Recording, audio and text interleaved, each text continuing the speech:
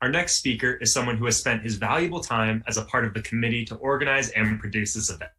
So it's a special honor that he has also taken time to talk with all of us today. Everyone, please welcome author, attorney, journalist, and progressive Christian, Mr. Rich Procida. Thank you, Peter. And I want to thank the Institute for Religious Tolerance, Peace, and Justice for the honor of speaking, especially now in this troubled time. I want to point out that religion is politics. The role of religion in the modern world was to govern, to reflect the will of the gods, often personified in kings and emperors. Religion appeals to an authority greater than the state. In the modern world, that authority is the voice of the people. The battle against authoritarianism is the central struggle of humankind. From the ancient world to recent protest movements, the right to govern ourselves is at the center of humanity's quest for freedom, justice, and equality. Ideology, like theology, can be used to control and manipulate people. We have true believers in ideology and cults of personality. Cults are not limited to religion. There are self-help, business, and political cults too. Many worship their political leaders and believe everything they say. They are willing to believe obviously false things and are easily influenced by political propaganda. We are, in fact, all under the influence of propaganda. French philosopher Jacques Ellul wrote that propaganda gives us assurances equivalent to those formerly given us by religion. It offers us a simple and clear, albeit false, explanation of the world. We actually need propaganda to help make the chaotic world intelligible to us. We are surrounded by propaganda and cannot help but be influenced by it. Propaganda can be defined as the systematic dissemination of information designed to influence people's opinions, beliefs, attitudes, and behaviors. Advertising, political messaging, and some media, news, and entertainment are all forms of propaganda. Those shooting or running over protesters are under the influence of propaganda. Those who vandalize and burn public buildings or who hurl rocks and water bottles at police think they are fighting fascism. They don't believe they are hijacking the movement and giving the opposition ammunition to use against us. We are true believers in political dogma. To be woke is not to believe in certain things. It's to be aware of what's going on, how we are being manipulated, and when we are uninformed or mistaken. Ideology is the theology of politics. Politics, like religion, can be used to divide us. Religion, like politics, is about building community and learning to live with one another. Or not. Thank you. And thank you to Mr. Procida for those thoughtful words on the intersection between theology and politics. Welcome to Bible Study for Progressives, a show where moderates, liberals, and leftists of all faiths and ideologies come together to discuss scripture, spirituality, and politics. We engage scripture in its historical context, plumb its depths for wisdom and guidance, and apply its lessons to current events and social issues. Whether you're a liberal evangelical, a New Age spiritualist, a social justice activist, or a postmodern theologian, there's something in this show for you. Come, be energized in spirit and mind to understand the Word and what it means to be a spiritual person in today's world. This is Lynn Misty Keeler, Spiritual Emergency Training, coming out of bbsradio.com, Station 1. In a few minutes, Rich Procida will come on. He's a constitutional lawyer, and he's also has Bible studies for progressives, and he also has some really important information about propaganda and how it's being used by the plutocracy or the elite, corporatocracy, elite to cabal even, so to speak, to keep the old systems in place. So, and then also, too, special guest today is Frank M. Piekarski, and he has an extensive background and experience with reforestation manager, burl table maker, a gem cutter, guitar player, and writer of songs from God. He calls them God songs. Frank raised 2 daughters and 12 of their friends. As long as they went to school and got good grades, they could come and stay at his house. And he was a PTSD counselor, woodshop teacher, hydroponic engineer, and green medicine seizure specialist with cannabis. Thank you so much. So welcome, Frank, and then welcome, Rich. Hello, Lynn. Thanks for having me. Okay, that was Frank, and then Rich, you there? Yeah, I'm here. Can you hear me? Yeah, right on. Okay. So, right. Hello. What's new? What's going on with you, Rich? What's happening? Well, the thing I was interested in, wanted to ask Frank about Portland and give us an update about what's going on down there. Well, it's really devastating. I mean, there's so many things that have happened, and people are just all displaced. There's the convention center downtown Portland is where a lot of people are at from Clackamas now. The fires have gone all the way almost to Oregon City.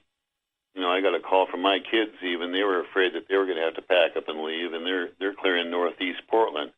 So that's subsided now. It's calmed down a little bit. The firefighters had to have a break. They couldn't even breathe. It was so bad. The smoke in Hillsborough is so bad you can't even see. People have to stay inside. Even clear up on top of Dixie Mountain, Pumpkin Ridge, it's just so bad they've never even seen it that bad. But hopefully on Monday, we're going to be getting some onshore flow from the coast here, and it'll scour out some of it. But then it's going to go to eastern Oregon and those areas that are really hit bad too. I mean, the things that now after the fires we have seen here, we might realize how important it is to have strip farms between these forests. I mean, nobody likes to see clear cuts, but let's face it, folks. I've been cutting wood for years, and as I cut these logs, their water weight is so less than it was. I mean, they're about the third of the weight that they should be now. All of our forests are overpacked with trees because of the greedy forest industry. But now that hemp is coming into play for paper and all kinds of stuff, we can plant less trees and not so close together. Have these forest tracts separated by actual growing areas of food. We don't need the food in the Midwest. We don't need Monsanto and Bayer running our food. That's basically what we're seeing up here. Horrible side effects. Horrible side effects from all those drugs. But back to the fires. There's people in Lincoln City on the coast. There's been no power for 3 days. They have very little food. They have no power, like I say, and just trying to shelter together with friends that they know. It's a pretty tight-knit community down there. And I thank everybody for taking everybody else in down there and helping each other. Very important that we all tie together and help our neighbors, even if we have separate political beliefs. This is all of us together, not Trumpers or Bidens or whatever it is, I think. I agree on that. Yeah. We're having some fires out here the Bobcat fire had blew up a couple days ago, and it made the skies all orange. But I'm also wondering, Frank, how about the protests? Are they still going on? Are you still witnessing that? Actually, they've wound down a bit in the last few days due to the smoke and everything. And fires, I mean, I can't imagine somebody setting a fire when there's fire all over the place anyway. It's ridiculous. We need to step up and stop these violent protests.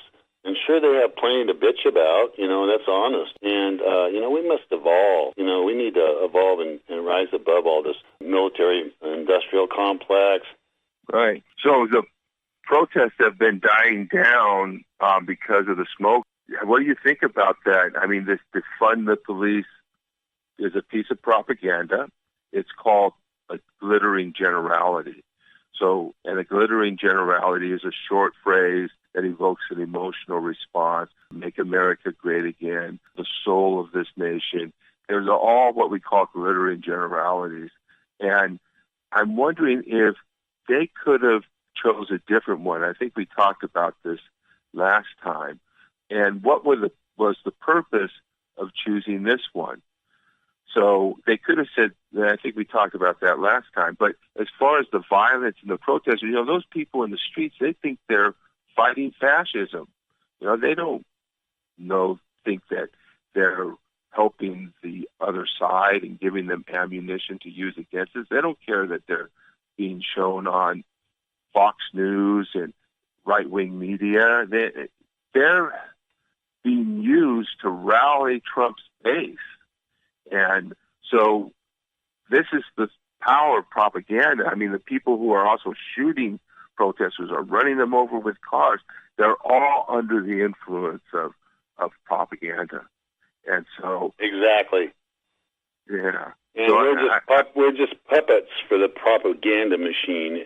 And you can see how people get sick and tired of being labeled and put into their neighborhoods, and the whole thing needs to come down that we're all basic, have the same needs. We're all human beings.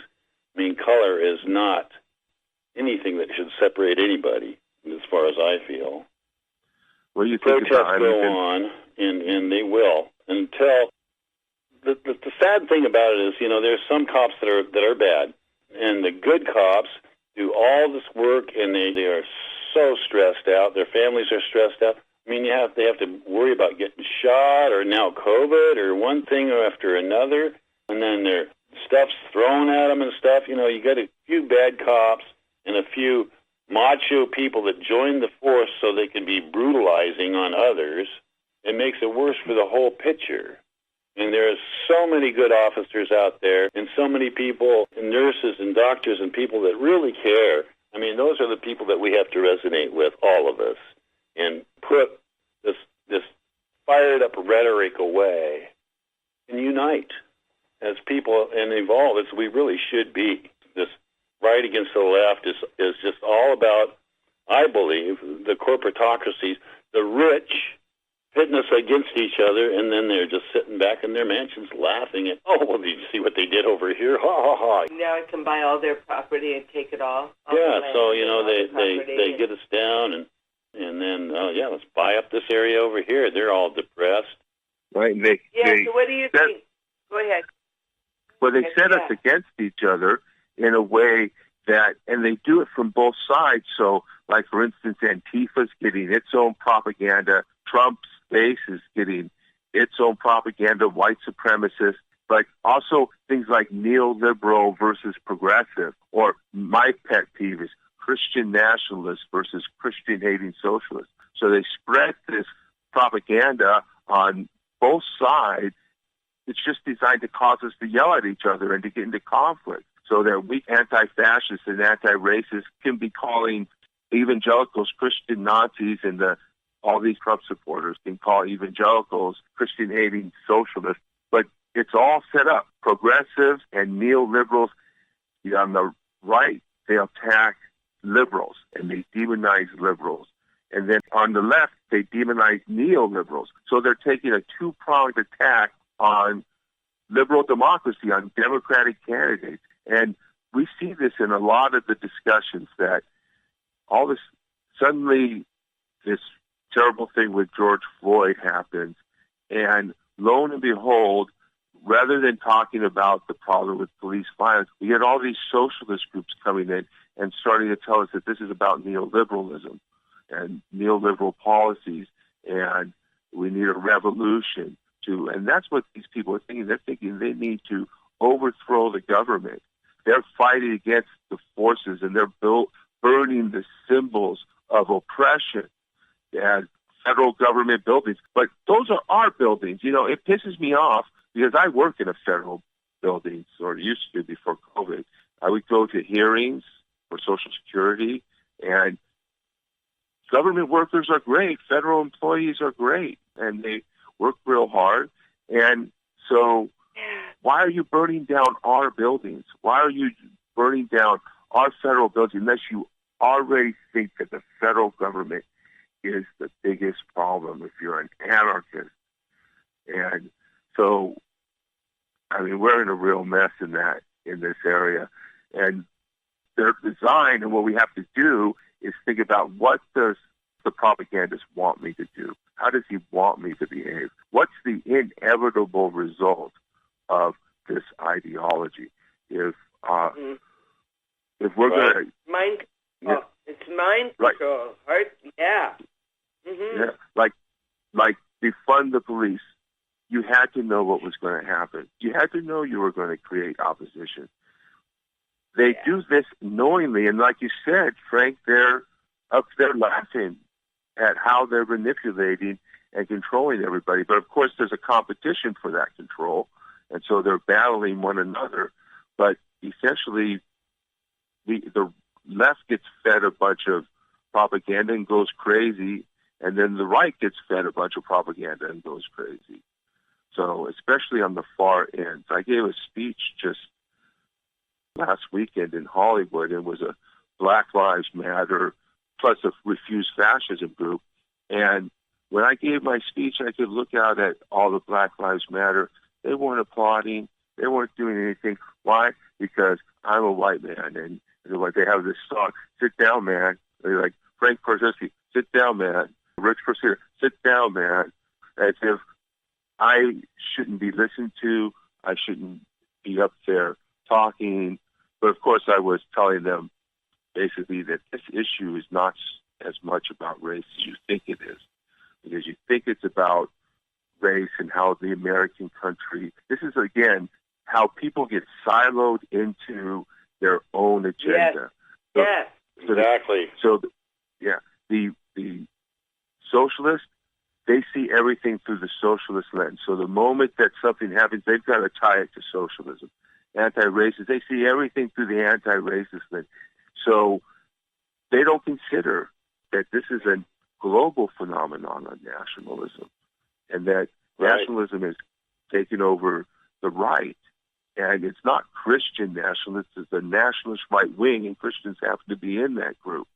And it's not coming from Christianity. This is a new study that I read about, that these people who are labeled Christian nationalists by the left are really not religious people. None of this is coming from the Bible. It doesn't come from the theology. It's coming from Donald Trump and then the right-wing media. And so that's so. Yeah.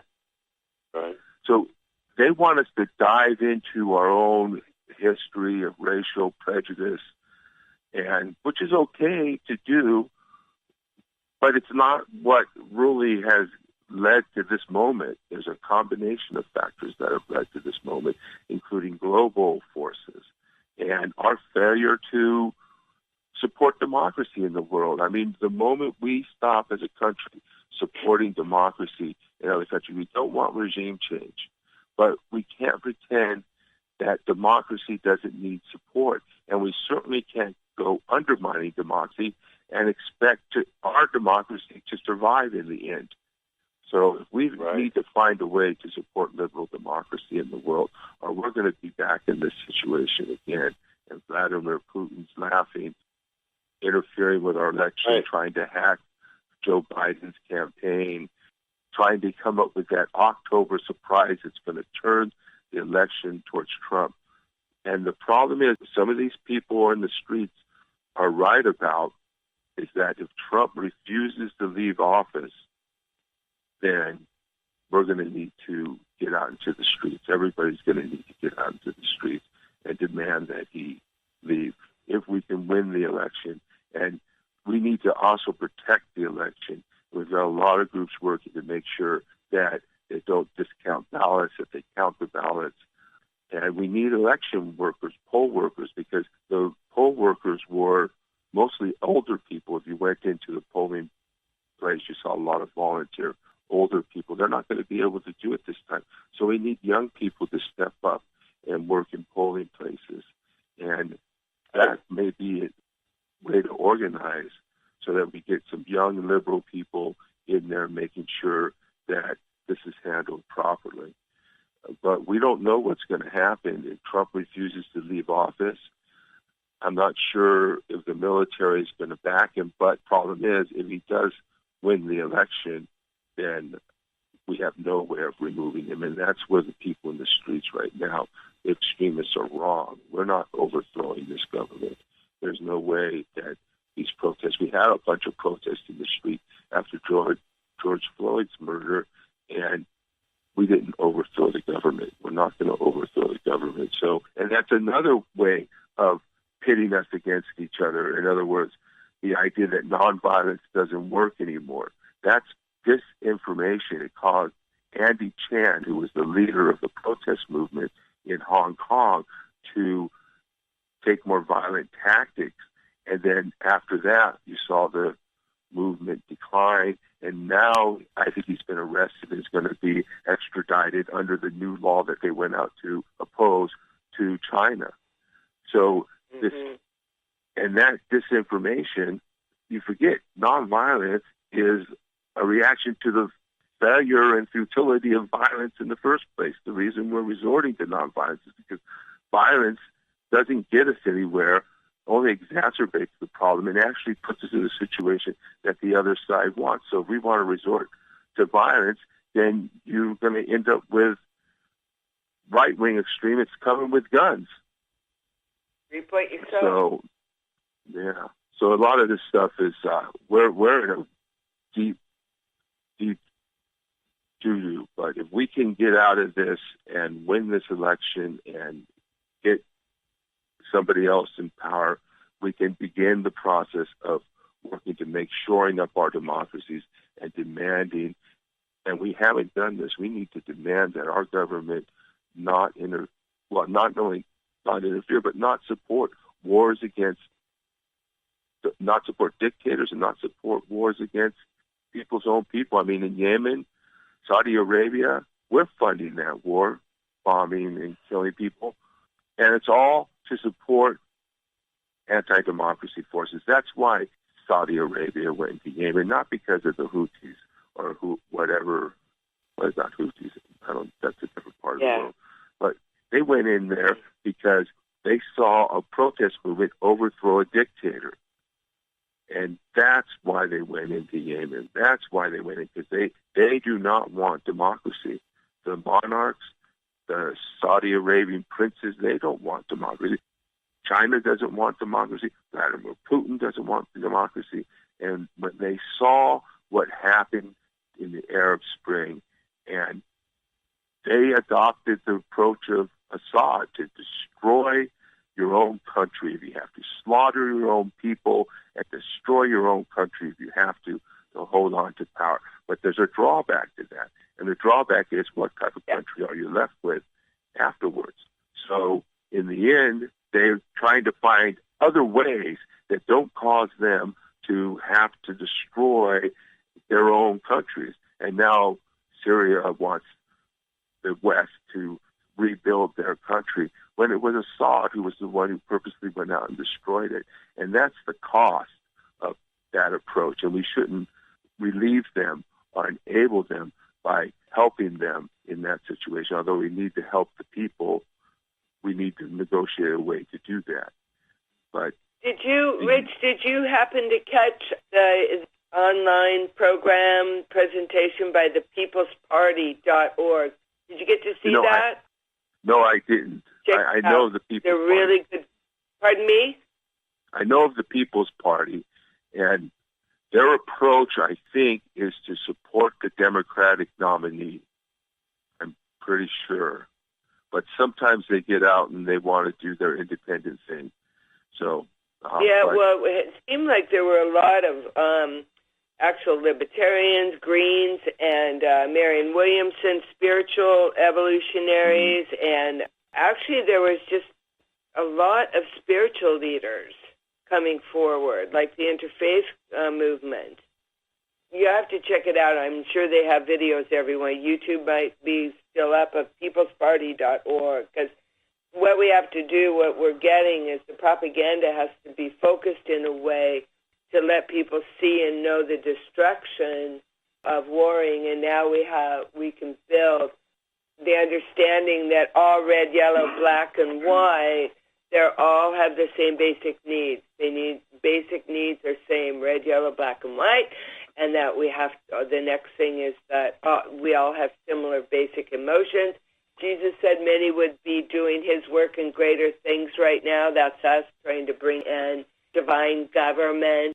Yeah, to me, one of the things you brought up was the We the People Party, and I'm sure it's a good thing. I know some people that are involved in it. Yet at the same time, this brings me to think about third-party propaganda. And first of all, what propaganda really is, it's just advertising or political messaging. When people talk about a narrative, that's propaganda. And so it comes from everywhere, and we're surrounded by it all the time. And it can be good or bad. It's not always necessarily evil, like a anti-smoking campaign would be a good form of propaganda. But there's this third-party propaganda. What I mean by that is that it serves the interest of the third party. And this propaganda, and we've heard it before, and so this is a good example, both the parties are the same. There's no difference. Don't throw away your vote. Vote for who you really believe in. Don't vote for a candidate and hold your nose and vote.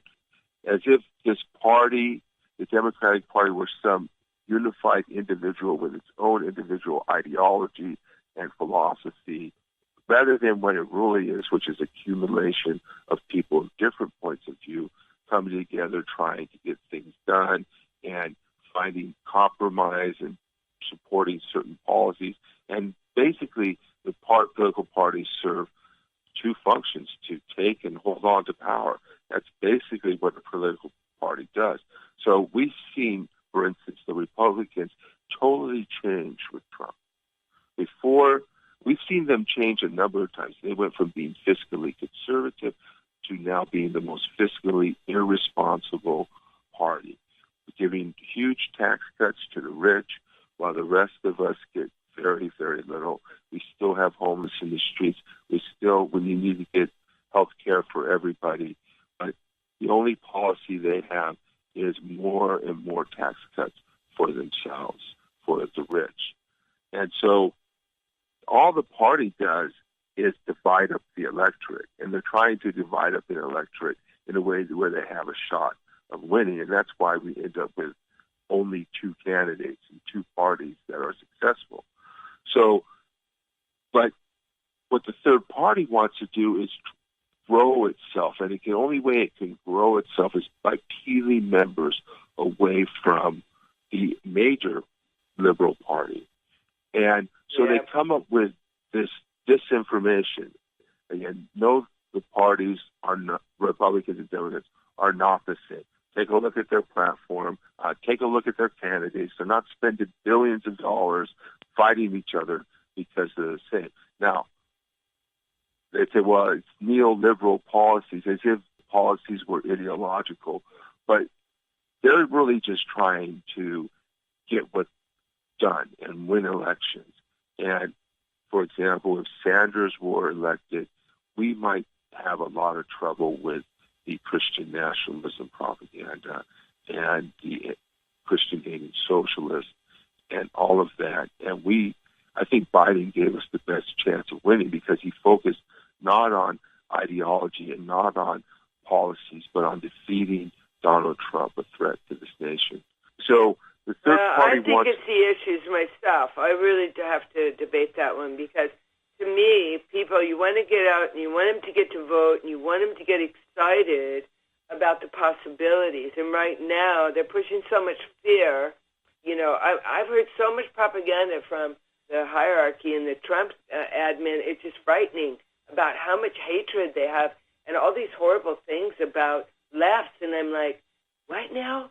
You know, how can you... I mean, you hear another thing that's made up each day about each side. Yeah. And, you know, Putin and the other ones are just laughing their asses off because they've separated America at the very heart of our soul, of our democracy.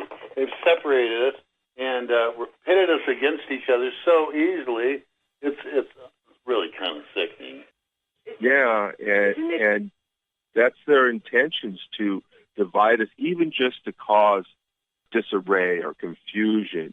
You know, if they can just get us fighting against each other, then they can build up their base and get people to the polls for themselves.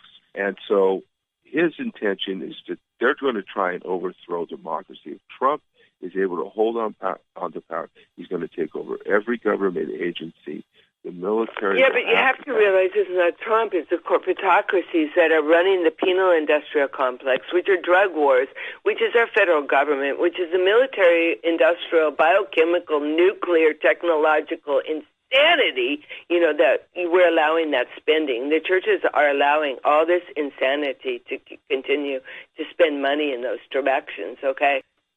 Churches don't want to get involved. I mean, they want to keep their base, so they get their tithing every month or a week or whatever it is. They don't really want to get involved, but everybody needs to get involved. This is our country. This is our freedom. How many people died for our freedom? I mean, people have no idea the suffering that people had to go through, World War II and the Depression, so we can all be comfortable with our little devices in our little homes. We just have like 5 more minutes, so here you go. I want to tell you one more thing about, I help out people on the streets and stuff, and I talk to them when I do, and, you know, there's this young man, you know, he's early, maybe 28, 32, homeless. He says, man, all I want to do is have a job and work and be proud of myself. You know, they've knocked me down so far, and now what we have, as I'm not in Portland right now, I'm back down on the coast, but as I came down I-5, I saw all these cars just full, coming up, I mean a constant flow coming up from California. These people with everything they own crammed in their cars. I mean, you see them on the coast highways. You see them looking around. They don't know where they're going. They're bewildered. They've lost everything. Have compassion for these people. Reach out and help somebody. I mean, this is time where we've got to reach in and find the godliness in each one of us and help each other, because it's not going to get any better with false rhetoric about the right and the left. I mean, that's what they want us to be thinking about. That's what they want us to be talking about. And really, people, we need to evolve. You know, with climate change and people, this is a wake-up call for people, and I don't know if it's too late to wake up or if people will actually wake up. We're going to need to change our priorities. We need to lift up the lowly, send the rich away empty, and start to run a government that cares for its people and takes care of one another, rather than one that's about power and control and domination and money. So we're going to need to exactly change. Amen. Yeah, change them. So we've got the interface. Rich, go ahead. We're getting towards the end there. Give all that contact again and that site maybe when we're time for late 2 minutes. So my name is Rich Procida, podcast Bible study for progressives. I write for laprogressive.com. Anyway, love you all very, very much. Thank you so much. And Frank, want to say? I thank everybody for listening today, and let's have a special moment here to pray for all those that have lost their lives in these fires across the West Coast. It's just really, really devastating, and they don't really have a handle how many people have been lost so far, but God bless bless all their souls and all their family members, and let's try to bond together and be united and not separated by rhetoric in our various parties. Love you all. Thank you so much. Again, have more peace and love in your heart every day. Thanks. Bye now. This has been Bible Study for Progressives. If you enjoyed the program, please subscribe to our podcast or put us in your favorites and write a 5-star review. Tell your friends about us and share us on social media. Follow us on Facebook and click the donate button at modernlectionaries.blogspot.com. Your support will help us reach more people, produce more and better shows, and cover the cost of production. Feel free to send me a note or comment on the show. I would love to hear from you. Until next time, this is Rich Procida. Thank you for listening.